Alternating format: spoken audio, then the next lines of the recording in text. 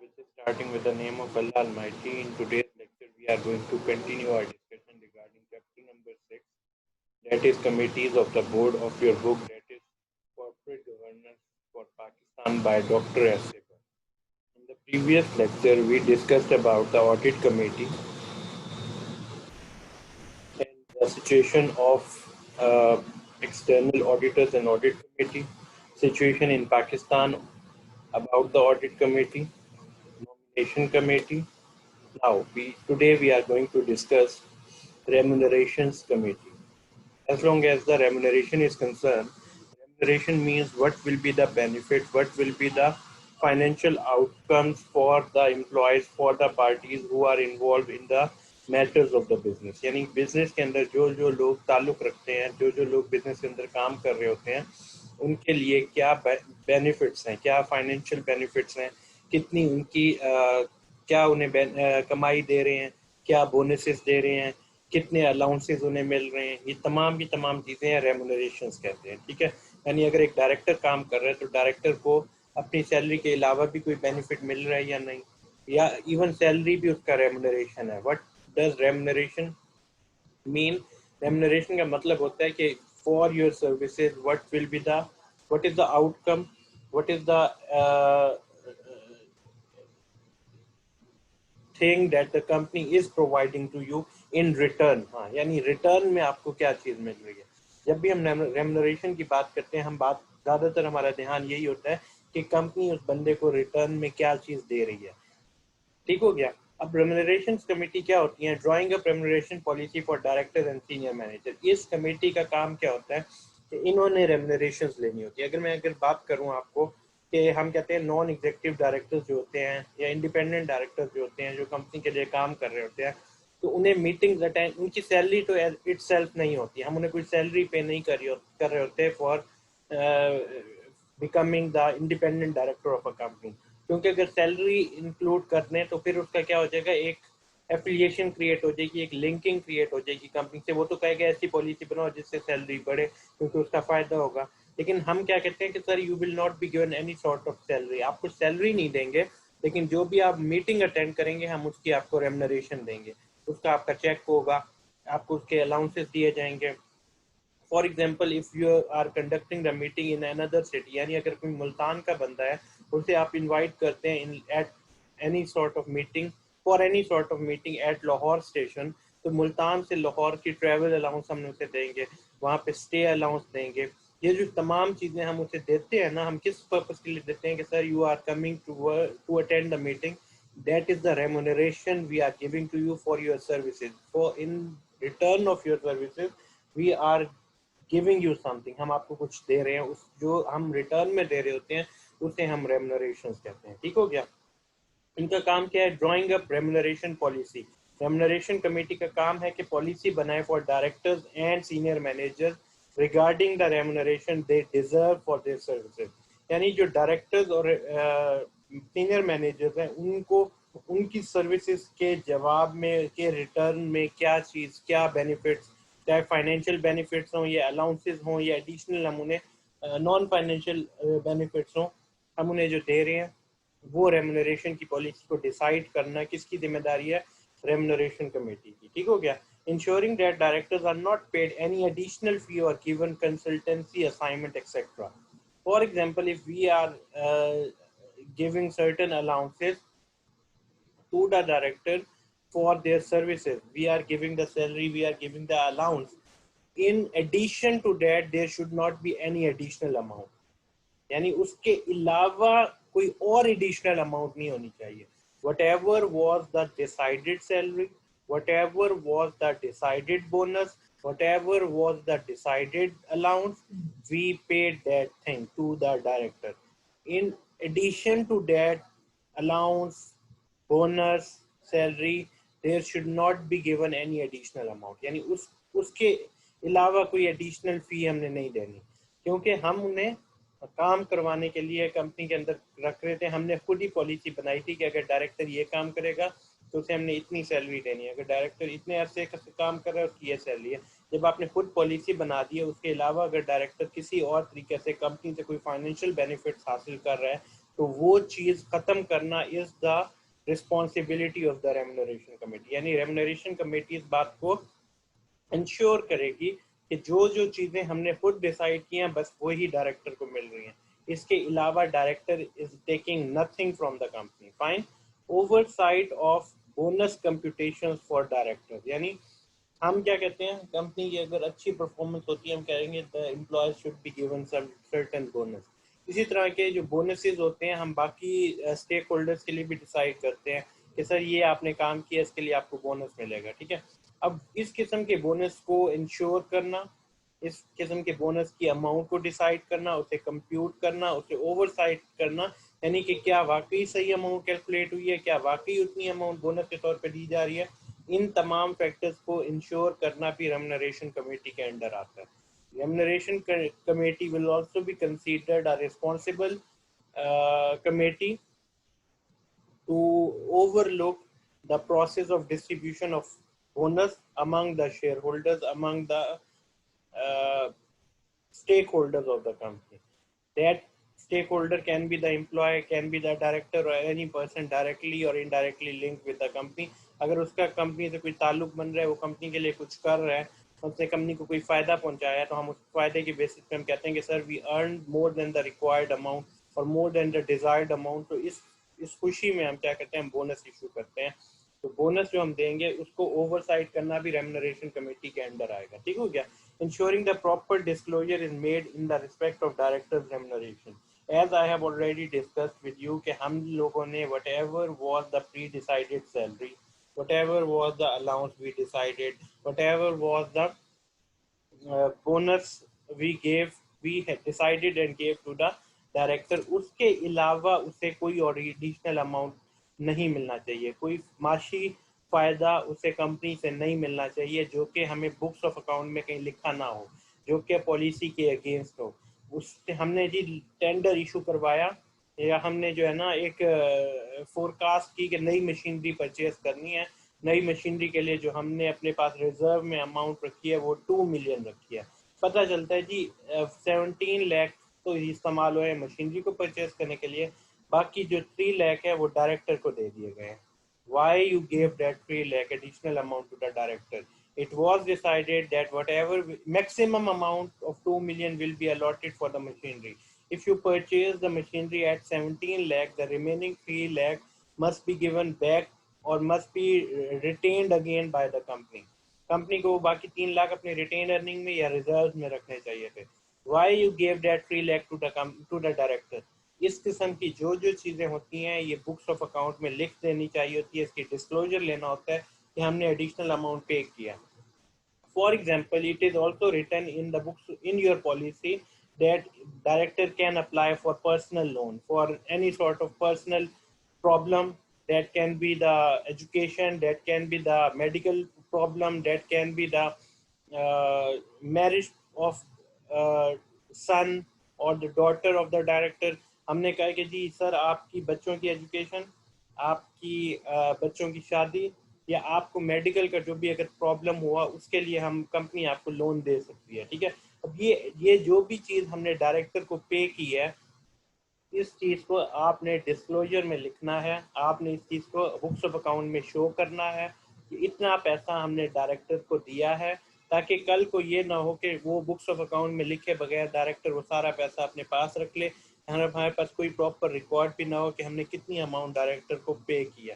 तो what ever was the amount you paid to the director, that amount must be written, must be properly shown, must be properly communicated or showed in your books of account, ठीक हो गया। तो remuneration committee इस चीज को ensure करेगी, ठीक हो गया।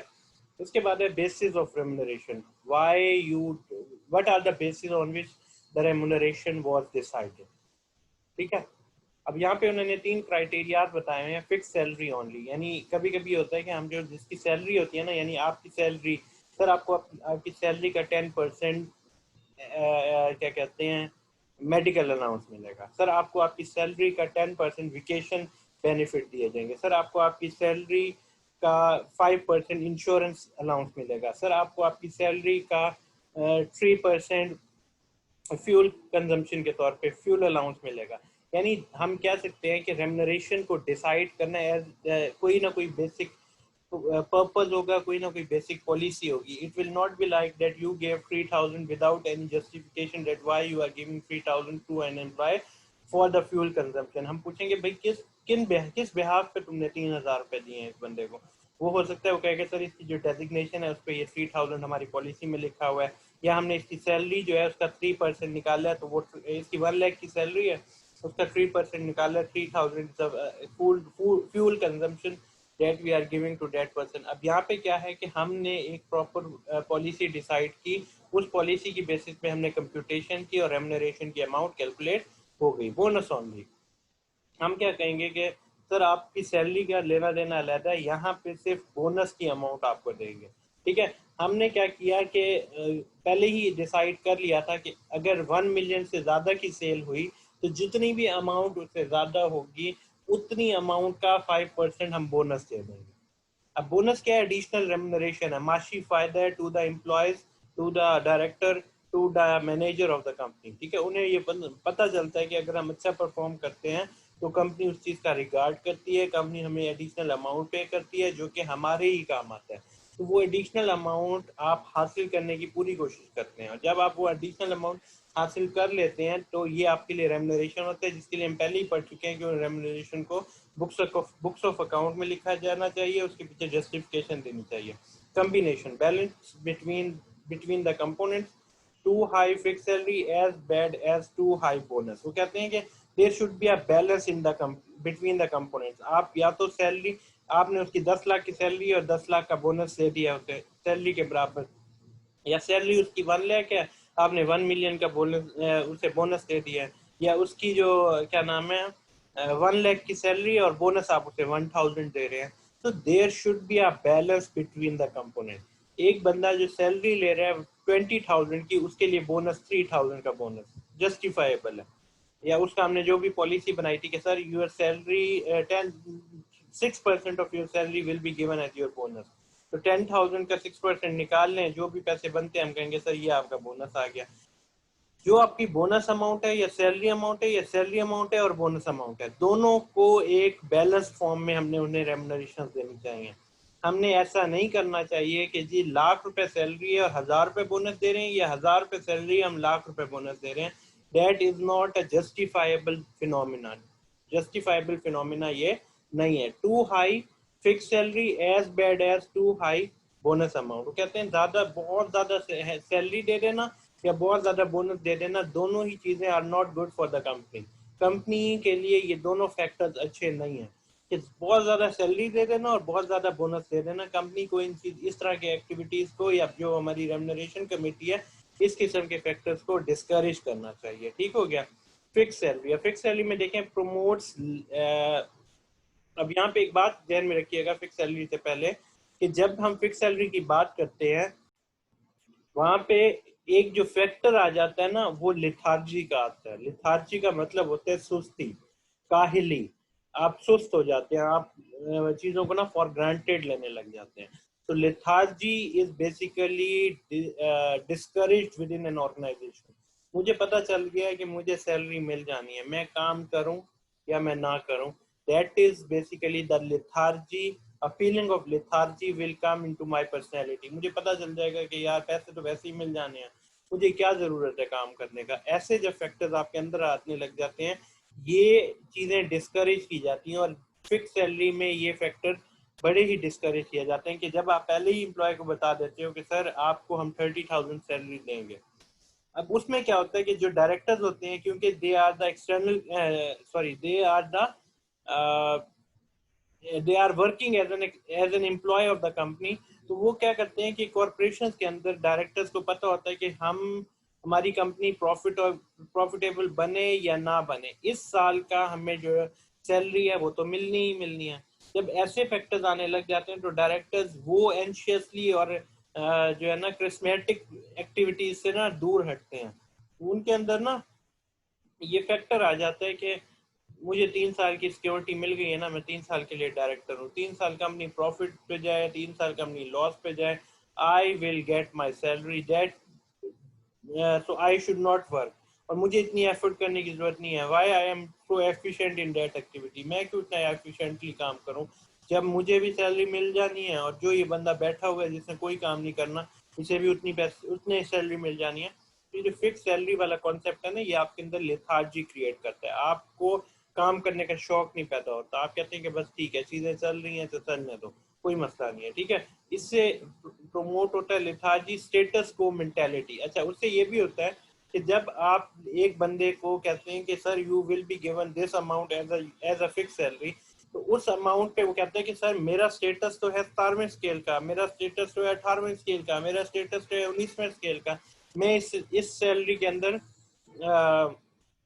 मैं खुश नहीं हूँ, ठीक है। कहता है क्योंकि मेरा स्टेटस है 19वें स्केल का, मुझे आप 2 लाख रुपए या 3 लाख रुपए सैलरी दे। I am not willing to work at for example 1 lakh within an organisation.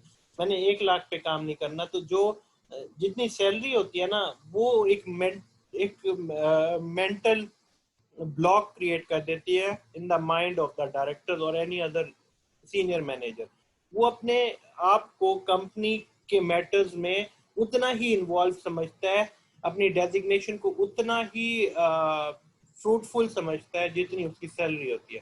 अगर आप उसे कहते हैं कि सर ये जो आपका अकाउंटेंट है जिसने अभी सिर्फ और सिर्फ जिसका जो स्टेटस है लेट्स सपोज वो 14वें ग्रेड का है और इससे सैलरी मिल रही है 20,000 रुपए, सर आप कंपनी के डायरेक्टर हैं, आपको सैलरी मिल रही है 30,000 रुपए और आपका जो ग्रेड है वो 19 है, वो कहेगा मैं 5 ग्रेड ज्यादा होने के बावजूद मुझे सैलरी सिर्फ 10,000 मिल रही है ज्यादा, तो ये तो अच्छी बात नहीं है। उसके अंदर जो मेंटेलिटी उसकी क्रिएट हो जाती है ना, वो स्टेटस को वाली हो जाती है कि मेरा स्टेटस है 1 लाख रुपए या 10 लाख रुपए सैलरी लेने वाला, why I am working for 30,000।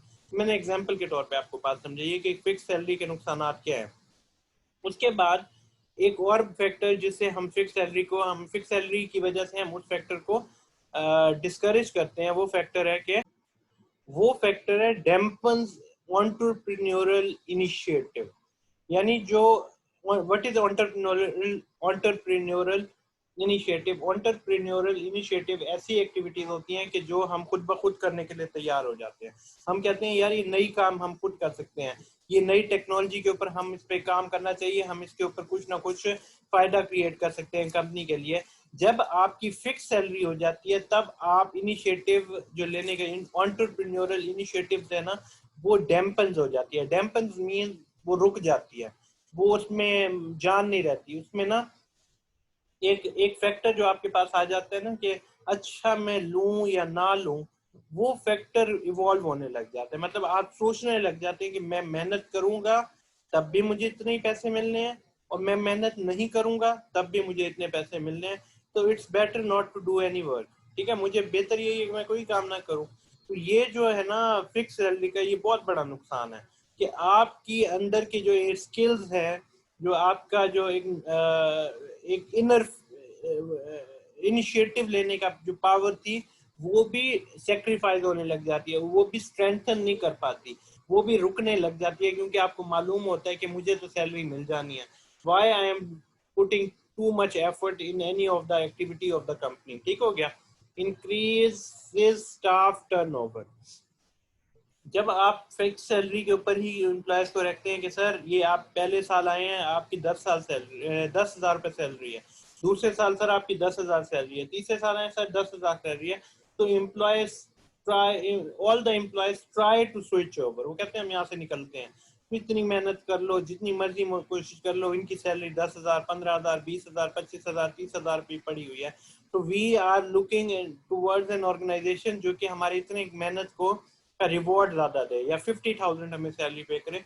जब आप फिक्स सैलरी का कॉन्सेप्ट की जगह आप उनकी जगह कहते हैं ना सर वेरिएबल सैलरी, आप अच्छा काम करेंगे we may increase your salary, तो उसमें वेरिएबिलिटी का फैक्टर इंक्लूड कर देंगे। ऐसी कंडीशन के अंदर employees are to willing to work more for an organization. उन्हें पता चल जाता है कि हम जितना ज्यादा काम करेंगे ऑर्गेनाइजेशन उतने ही पैसे हमें ज्यादा पे करेगी और हमारा जो फिक्स सैलरी किसमें कन्वर्ट हो जाएगी, वेरिएबिलिटी में कन्वर्ट हो जाएगी, तो स्टाफ टर्नओवर डिक्रीज हो जाता है। लेकिन अभी क्योंकि आप फिक्स सैलरी कर रहे हैं कि सर आप बहुत ज्यादा काम करें या कम काम करें, आपको सैलरी 20,000 ही मिलनी है, तो एम्प्लॉय का स्टाफ का टर्नओवर बढ़ जाता है। लोग यहाँ छोड़ के आपके ऑर्गेनाइजेशन को छोड़ के दूसरी ऑर्गेनाइजेशन पे जाने की कोशिश कर रहे होते हैं। उसकी रीजन यही होती है कि उन्हें पता होता है कि अगर इस कंपनी में जितनी मर्जी हमने मेहनत कर ली, हमें कोई भी ज्यादा रिवॉर्ड नहीं मिलेगा।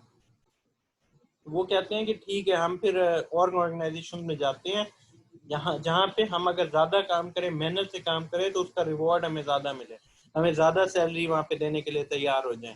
तो इन फैक्टर्स को कंसीडर करते हुए फिक्स सैलरी को डिस्करेज किया जाता है। लेकिन एक फैक्टर ये हमेशा याद रखिएगा कि क्योंकि गवर्नमेंट सेक्टर में फिक्स सैलरी बहुत ज्यादा होती है, हम पता होता है हम जिस पे स्केल पे इतनी सैलरी मिलनी है, वहां पे ये फैक्टर फिक्स सैलरी का बड़ा ही क्या कह सकते हैं कि डिस्करेज हो जाना चाहिए, लेकिन शायद नहीं होता। लेकिन ये फैक्टर बहुत ही अलार्मिंग है फॉर द गवर्नमेंट सेक्टर, क्योंकि तमाम के तमाम एम्प्लॉयज जो कंपनी के अंदर काम कर रहे होते हैं, उनके अंदर ये फैक्टर आ जाता है कि भाई जितनी मर्जी मेहनत करनी है कर लो, या नहीं करनी ना करो, आपको सैलरी मिलनी है इतनी, क्योंकि आपका स्केल ये है, गवर्नमेंट ने आपको फिक्स सैलरी पे करनी है, हम वही फिक्स सैलरी हमें मिल जानी है। हम ज्यादा काम करें, हम कम काम करें, उसका कोई एडिशनल रिवॉर्ड, कोई एडिशनल रेमुनरेशन हमें नहीं मिलने वाली। ठीक हो गया। परफॉर्मेंस बेस्ड पे, अब ये जो दूसरा फैक्टर है, ये रेमुनरेशन कमेटी को देखना चाहिए। यानी रेमुनरेशन कमेटी जब भी फिक्स सैलरी को कंसीडर या प्रमोट करती है, उससे ये नुकसान होता है कि तमाम एम्प्लॉयज क्या हो जाते हैं, डिस्करेज हो जाते हैं। वो कहते हैं कि नहीं यार, जितनी मर्जी मेहनत करो, परफॉर्मेंस करो, मेरे साथ वाला बंदा वो कुछ भी नहीं करता, उसे भी सैलरी 40,000 मिलती है, मैं जो इतनी मेहनत करता हूँ, हर वक्त कोशिश करता हूँ कि जी चीजें सही हों, हर काम प्रॉपर वक्त पे हो जाए, चीजों को सही जगह टाइम पे सबमिट करवा देता हूँ, उसके बावजूद मेरी भी सैलरी 40,000 है, तो फिर वो क्या है, वो डिस्करेज हो जाता है। लेकिन जब हम कॉन्सेप्ट लेके आती है रेमुनरेशन कमेटी परफॉर्मेंस बेस्ड पे का, वहां पे कंपनी के जो एम्प्लॉयज होते हैं वो ज्यादा मोटिवेटेड फील करते हैं, उन्हें पता होता है, एक दूसरे के मुकाबले में आ जाते हैं, कंपटीशन लेवल बढ़ जाते हैं, एक दूसरे से बढ़ चढ़ के काम करने की कोशिश करते हैं।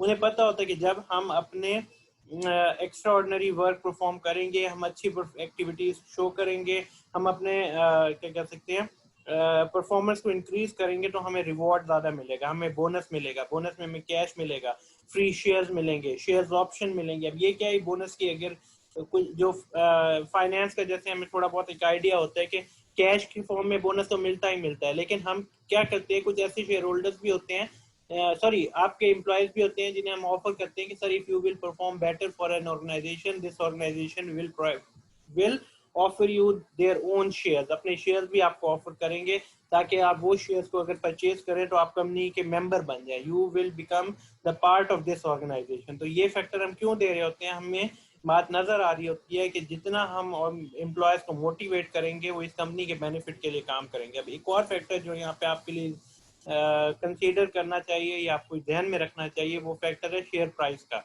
आपकी कंपनी जितना प्रॉफिट ज्यादा करेगी, 10 रुपए का शेयर 15 का हो जाएगा, फिर और ज्यादा अच्छा काम करेगी, 15 का शेयर 20 का हो जाएगा। अब मैं आपको एग्जांपल दूं कि पाकिस्तान में जो ऑथराइज शेयर की जो वर्थ है वो 10 रुपीज है, लेकिन एंग्रो का शेयर 350 प्लस का सेल हो रहा है मार्केट में। क्यों? क्योंकि कंपनी ने अपनी वर्थ क्रिएट की हुई है, कंपनी के प्रॉफिट्स बहुत ज्यादा है।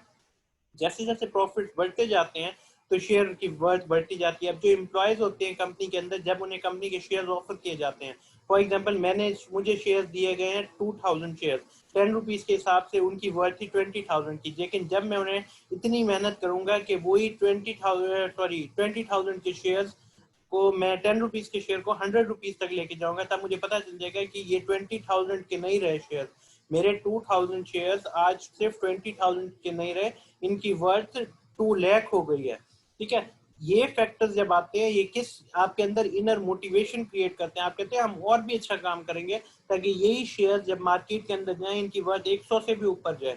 तो ये आपकी परफॉर्मेंस पे डिपेंड करती है, जितनी ज्यादा अच्छी परफॉर्मेंस करेंगे उतने ज्यादा आपको रिवॉर्ड मिलेगा, उतना ज्यादा आपकी ऑर्गेनाइजेशन फ्लरिश करेगी, आपकी ऑर्गेनाइजेशन का नाम होगा मार्केट में, मार्केट के अंदर आपकी वर्थ क्रिएट होती जाएगी। यानी ये तमाम फैक्टर्स ओवरऑल ऑर्गेनाइजेशन को हेल्प करते हैं उनकी वर्थ बढ़ाने के लिए। ठीक है, बेसिस ऑफ कंप्यूटेशन बेस, अब यहाँ पे क्या है कि हम बोनस की जब कंप्यूटेशन कर रहे होते हैं या किसी और किस्म की रेमुनरेशन की हम कंप्यूटेशन कर रहे होते हैं, तो what factors should be considered by the organization. तो पहला फैक्टर है बेस फिगर, जिसमें सेल्स होती है, प्रॉफिट होती है, मार्केट शेयर होते हैं। ये फैक्टर्स होते हैं जिनके ऊपर हमारी कंप्यूटेशन एक्चुअली स्टार्ट हो जाती है। हम कहते हैं कि जी ऑर्गेनाइजेशन की ये जो आपने ये रेम्यूनरेशन कैलकुलेट कर रहे हैं, ये सेल्स की बेसिस पे कर रहे हैं, ये प्रॉफिट की बेसिस पे कर रहे हैं, या मार्केट शेयर या मार्केट वर्क की बेसिस पे कर रहे हैं। शॉर्ट टर्म व्यू हम कभी कभी ऐसे भी करते हैं कि अपने एम्प्लॉयज को कुछ अरसे के लिए मोटिव, क्योंकि हम फॉर एग्जांपल हम ये ऑब्जर्व करते हैं कि एम्प्लॉय का टर्नओवर बहुत ज्यादा बढ़ता जा रहा है, employees are switching from our company, वो दूसरी कंपनीज में जा रहे हैं, तो हम उनको मोटिवेट करने के लिए क्या करते हैं, बोनसेस की परसेंटेज बढ़ा देते हैं। उनकी प्रोपोर्शन बढ़ाने से फायदा ये होता है कि एम्प्लॉय को पता चल जाता है कि this organization is giving me the bonus, तो वो उस ऑर्गेनाइजेशन के लिए जरा और ज्यादा कीनली काम करने लग जाते हैं। जहाँ पे उनका दिमाग ये हो रहा होता है कि that we are going to leave this organization, उसकी जगह उनके दिमाग में ये आने लग जाता है कि we should stay within this organization, क्योंकि इस ऑर्गेनाइजेशन के अंदर जो बोनसेस हैं वो बहुत अच्छे हैं, हमारी ये ऑर्गेनाइजेशन हमें अच्छे पैसे देगी, हमें अच्छे फाइनेंशियल बेनिफिट इस ऑर्गेनाइजेशन से मिल सकते हैं। तो ये फैक्टर्स क्या होते हैं, ये हम शॉर्ट टर्म स्पैन को जहन में रखते हुए शॉर्ट टर्म बेनिफिट्स को हासिल करने के लिए इस तरह की पॉलिसीज लेके आते हैं। जब हम बात करते हैं लॉन्ग टर्म स्पैन के ऊपर, तो वहां पे ग्रेजुअली इंक्रीजिंग बोनस, हमारे वक्त के साथ साथ बोनस की अमाउंट क्या हो जाती है, बढ़ती जाती है। हम अपने एम्प्लॉयज को ये बात बता देते हैं कि sir in the short span of time you will not ready to become the part of this organization, but if you will stay within this organization you and work hard, in the near future we will increase the bonus amount, we will increase your remuneration। तो ये क्या है, long term period के अंदर भी computation का process increase किया जा सकता है। ठीक है, बैलेंस इन कंप्यूटेशन। अब यहाँ पे इन्होंने बैलेंस में क्या है, what is the right mix, it depends on organization, और you may say it varies from organization to organization. क्या हमने कितना बोनस देना है, कितनी उनकी सैलरी, और सैलरी के ऊपर कितने परसेंटेज उन्हें बोनस की फॉर्म में देने हैं, हमने ये फैक्टर्स बड़े कीनली ऑब्जर्व करने होते हैं कि 40% यानी उनकी जो अगर है ना सैलरी का 10% उन्हें बोनस देना चाहिए, सैलरी का 15% उन्हें बोनस देना चाहिए। क्या अब आप कहेंगे कि सर 100 रुपीज अगर हमारी सैलरी है और 15 रुपीज बोनस है, तो किसने, तो इसकी रेशियो क्या बनी है? अगर लेट्स सपोज मैं आपको ये कहता हूँ कि 100 रुपीज आपकी सैलरी है और 10% आपको बोनस मिल रहा है, यानी आपको 10 रुपीज बोनस मिलेगा, तो क्या रेशियो बन रही है, 1/10। आप एक यानी आपको अपनी सैलरी का 1 पार्ट क्या मिल रहा है, एज अ बोनस मिल रहा है। राइट मिक्स क्या, अब यहाँ पे रेशो वाला फैक्टर हम क्या कह रहे हैं कि रेशो हम चेक करते हैं कि कितनी रेशो उसकी आ रही है और कितनी रेशो इसकी आ रही है। ये फैक्टर्स हमने हमेशा क्लीनली ध्यान में रखने होते हैं, ताकि हम कंपनी के अंदर जो भी काम कर रहे हो हमें पता हो क्या चीज कितनी परसेंटेज हमने ऑर्गेनाइजेशन के, अगर फॉर एग्जांपल आप 10% करते हैं ना, एम्प्लॉयज डीमोटिवेट हो जाते हैं, कहते हैं बस 10% हमारी सैलरी का, आप कहते हैं आप ज्यादा काम करें, हम मुझे 20% 30% पे भी ले जाएंगे। तो ये फैक्टर्स क्या होते हैं, एडिशनल मोटिवेशन क्रिएट करते हैं in the mind of the investors. ठीक है, too high salary promotes a lack of initiative. ये बात याद रखिएगा कि जब आप बहुत ज्यादा सैलरी पहले ही देने लग जाते हैं अपने एम्प्लॉयज को, तो एम्प्लॉय डीमोटिवेट हो जाते हैं। एम्प्लॉय में डीमोटिवेशन नहीं होता, बहुत अच्छी मोटिवेशन भी आता है, लेकिन इनिशिएटिव वो कुछ और करने के लिए तैयार ही नहीं होते, कहते हैं बस ठीक है इतना कुछ तो हमें वैसे ही मिल रहा है, हमें क्या जरूरत है हम और ज्यादा काम करने लग जाए। तो ये फैक्टर ऑर्गेनाइजेशन के लिए अच्छा नहीं है। ऑर्गेनाइजेशन के तमाम एम्प्लॉयज को ये बात मालूम होती है कि जितना ज्यादा काम भी कर ले हमें इतनी अच्छी सैलरी तो पहले ही मिल रही है, तो वो इनिशिएटिव लेने का जो फैक्टर है ना वो डिस्करेज कर देते हैं। वो कहते हैं नहीं कोई जरूरत नहीं है इतना काम करने की, we are getting enough salary for our necessities और आवर नीड्स, तो हमें इतना काम करने की जरूरत नहीं है, हमें इतनी ज्यादा मेहनत करने की जरूरत नहीं है। Too high bonus promotes short term view, dishonesty, greed, पजिंग। अच्छा, अब यहाँ पे एक बात याद रखिएगा कि अगर हम कहते हैं नहीं सर हम अपने टर्नओवर को बढ़ाना चाहिए, तो टर्नओवर को तो बढ़ाना सॉरी हमने टर्नओवर को डिक्रीज करना चाहिए। टर्नओवर को डिक्रीज करना अच्छी बात है। टर्नओवर को डिक्रीज करने का मतलब क्या है कि employees will remain the part of this organization for a greater span of time, ज्यादा से ज्यादा अरसे तक वो ऑर्गेनाइजेशन का पार्ट रहेंगे, ऑर्गेनाइजेशन के अंदर एक्टिविटीज परफॉर्म करते रहेंगे। ये फैक्टर अच्छा है, इसे डिस्करेज नहीं किया जा रहा, but at the same time ये आपका कभी कभी सिर्फ शॉर्ट टर्म बेनिफिट्स भी शॉर्ट टर्म व्यू भी क्रिएट कर लेता है। यानी इस साल आप लोगों को रोकने के लिए पैसा ज्यादा दे रहे हैं, लेकिन अगले साल आपके बेनिफिट्स इतने अच्छे नहीं हो सकते, आपके प्रॉफिट में कोई कमी आ जाती है, तो ये फैक्टर एम्प्लॉय को क्या करता है, डीमोटिवेट करता है, कहता है कि नहीं, we are not ready to become the part of this organization, क्योंकि इस ऑर्गेनाइजेशन से इतना अच्छा हमें बेनिफिट्स नहीं मिल रहे। मोर ओवर डिसऑनेस्टी का फैक्टर बड़ा आने लग जाता है, उन्हें कहते हैं अच्छा ठीक ठाक बोनस मिल गया, अच्छा आइंदा हम क्या करेंगे, जानबूझ के ज्यादा सेल्स दिखाएंगे, हम कहेंगे सर वो देखिए हमारा फलां प्रोजेक्ट हो गया, उसमें हमें इतने का प्रॉफिट हो गया, यानी एक्चुअल से बढ़ के अनअर्न जैसे रेवेन्यू का कॉन्सेप्ट आप लोगों को आता होगा, या आप ध्यान में होगा कि क्या होता है कि हम पैसे एडवांस में ले लेते हैं लेकिन सर्विसेज अभी तक परफॉर्म नहीं कर रहे होते, वो ऐसा रेवेन्यू होता है जो कि अनअर्न रह जाता है। उससे क्या होता है कि कंपनी के एक्चुअल बेनिफिट्स, एक्चुअल रेवेन्यूज उतने नहीं रहते जितना आप एक्सपेक्ट कर रहे होते हैं, ठीक है। और एम्प्लॉय को जब पता चल जाता है कि मुझे बोनस बहुत ज्यादा मिलेगा, तो वो ऐसे तमाम हरबे इस्तेमाल करने की कोशिश कर रहे होते हैं जिससे कंपनी के प्रॉफिट ज्यादा शो हो, ताकि जब प्रॉफिट ज्यादा शो हो जाए उससे बेनिफिट भी कंपनी के लिए, के एम्प्लॉयज के लिए बढ़ जाए। ग्रीड का कॉन्सेप्ट बहुत ज्यादा बढ़ जाता है, लोगों में भूख बहुत ज्यादा पैदा हो जाती है, हाय और पैसा और पैसा, ये फैक्टर जो क्या होता है, ये ऑर्गेनाइजेशन में डिस्करेज किया जाता है, ठीक हो गया। फजिंग का कॉन्सेप्ट क्या है, धोखा देना, you are deceiving the company members और द मैनेजर, तो लोग आपको धोखा देने लग जाते हैं, एम्प्लॉयज ट्राई करते हैं कि ज्यादा से ज्यादा धोखा दे के प्रॉफिट ज्यादा शो करने, ताकि कल को जब भी कंपनी का प्रॉफिट्स क्रिएट हो उसमें वो यही कहें कि सर प्रॉफिट बहुत ज्यादा बन गया, आप हमें ज्यादा से ज्यादा बोनस दें, ठीक है।